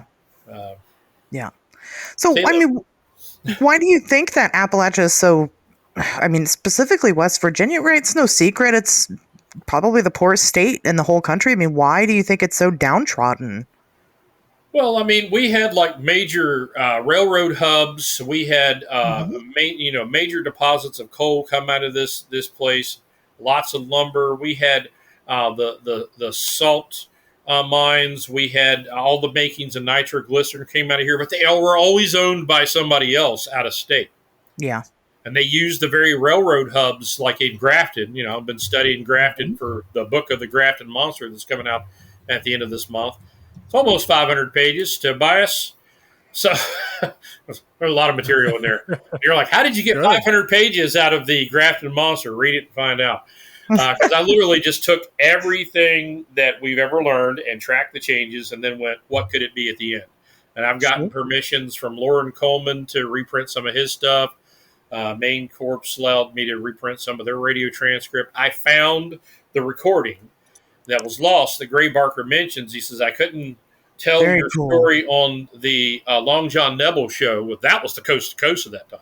Yeah. I couldn't do that, but I did record it on this New York radio station. That guy had it mislabeled as 1962, and he said, I didn't even know what I had.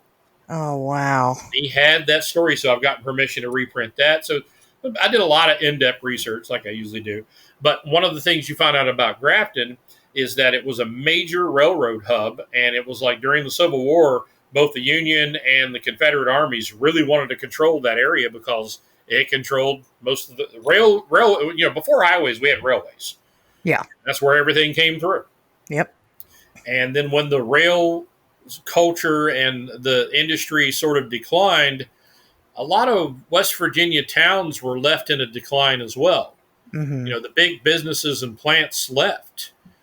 And it's because we didn't have any ownership in our own resources. So And carpetbaggers basically screwed over West Virginia. Yeah.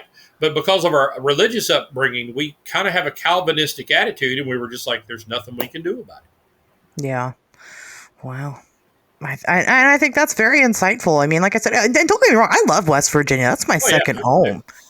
Everybody does, right? I don't think I've ever met anybody that's gone there and it's like, oh, I hate it. Well, that's one of the things I like about Grafton. They actually turned at it. Mother's Day was like part of a big program to turn things around for Grafton.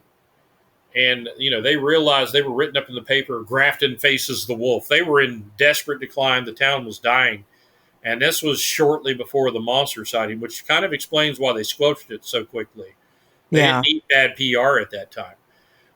But they really pulled out all the stops, got national attention, and managed to attract a bunch of replacement businesses for all of the things that they lost for a while there. So that's one of those stories where you go, oh, somebody, and it was mostly the women in the town, the people that formed Mother's Day, the Women League of Voters in West Virginia came out of Grafton. They were people that were just like, motivated to, we don't have to accept this. We don't just have to die. We can do something about it. Yeah. And, I like seeing that change. Well, and I feel like that's also why, we're getting, if you want to visit any state for its monsters, West Virginia is your obvious answer. And I feel like that's why. We're hoarding all the best ones. Yeah. Okay. Well, More monsters. Embracing it, has been so important for some of these small towns. Somebody messaged me one time on Instagram and they were like, hey, I'm going to Sutton, West Virginia for this Oddities Expo or whatever. I'm one of the vendors and I had never really heard of it before. So when I Googled Sutton, West Virginia, you came up. So what's the deal with that place? I was like, me? I'm in Ohio. But I think that, like I said, obviously them taking this turn to embrace all those monsters has been huge for them. And we know that because, well, we know about little town Point Pleasant, right? And how much their monsters help them. Well, recently after the Veggie Man Day, the most recent Veggie Man Day, they got to interview, I don't know if you know the guy who's like behind the Grafton monster suit. Yeah, I do. Yep. They interviewed him and he made a statement that I thought was interesting. He said that cryptids are the new coal. Yeah. And while it's not as big, it is true that a large part of our tourist industry is now starting to be cryptid related. Right. We've got paranormal, like Haunt Fest just came out for Lake Shawnee Haunted Amusement Park. We've had 2 Veggie Man Days and Grafton Monster Festivals. We have the Flatwoods Festival. We have Mothman, obviously. We have the West Virginia Bigfoot Festival. And more are starting to pop up. Yeah. I'm waiting for the day where they have one that involves sheep squatch. I don't know if I'll be there. But, yeah. Or the white thing. The white things, I'd love to see, Kurt McCoy get his due for the research he did in that area, or even like ones we haven't thought about, like Morgantown should have a festival that deals with Monongi or Agua, the 2-headed giant turtle, which shows up in newspapers, by the way. Yep, one of my favorites. It actually showed up in newspapers. That's wild. 444 pounds. How do you know that? Because they killed it, took it back to their fort, and weighed it. Oh my God. gosh. So we know there was a 444-pound two-headed snapping turtle in the river at one point with a 15-foot-long tail. Well, when did this newspaper come out? Like, when was it published? This was back in the 1800s. Now, you can say... Okay, yeah. So we don't know anything. All right. You can say that, but I mean, I can say the same thing about anything else in history. I can just cast down... I mean, kind of. But I know the snapping turtles grow their entire lives. And the tail length to the length of and the weight of the creature in general kind of matches with what we would expect it to go through.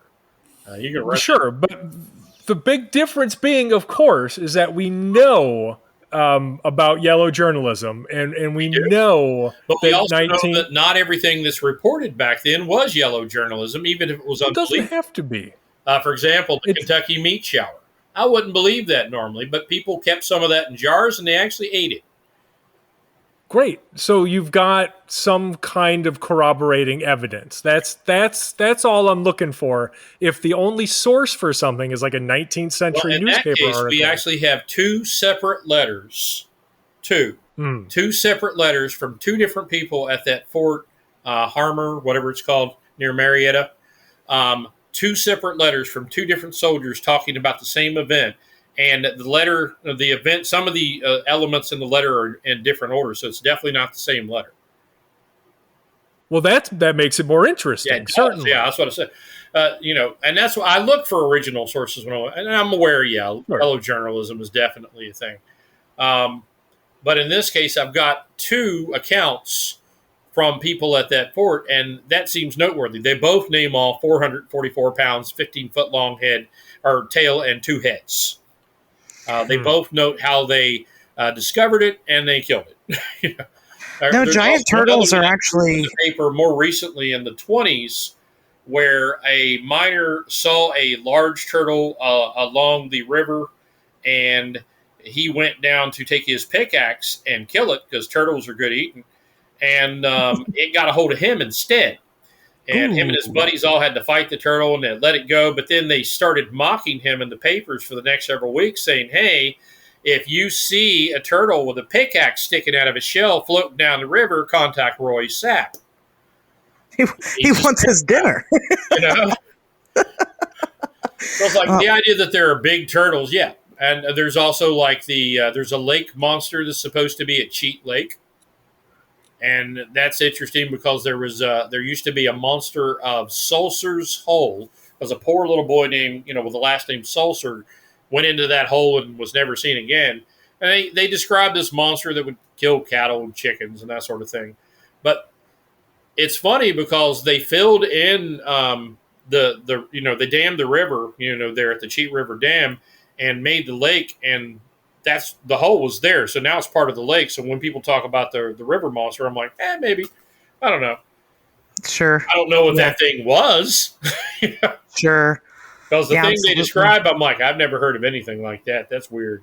Well, I mean, people are like, why is West Virginia so weird? It's not necessarily that there's something inherently special about West Virginia. Every single state has its weird. Oh, yeah. I think it's more so, now because they are capitalizing more off of that weird than any other state is. And that's fine. More states should.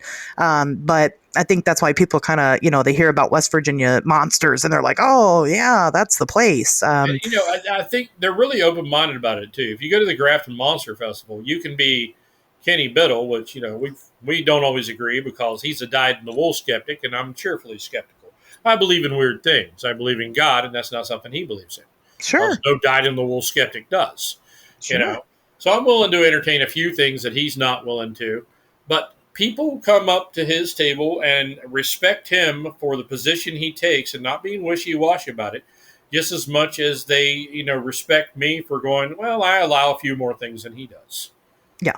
And oh, by the way, I found a polar bear a hop, skip, and a jump away from where Robert Cockrell saw the Grafton Monster 40 days prior to that event. So maybe.